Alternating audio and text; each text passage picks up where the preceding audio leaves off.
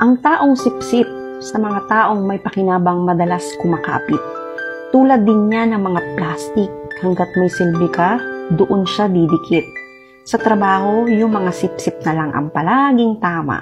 At yung mga nagtatrabaho ng maayos, ang palaging kawawa. Sipsip, sila yung uri ng nilalang na hilig pumapel sa mga amo. Piling nagmamagaling pero isip talangka naman. Dahil takot yan masapawan at maitsapwera sa sarili niyang multo. Sila yung mga taong ayaw kang maging masaya, kaya sinisiraan ka sa iba. At tipong gagawin ng lahat, mauna lang silang umangat.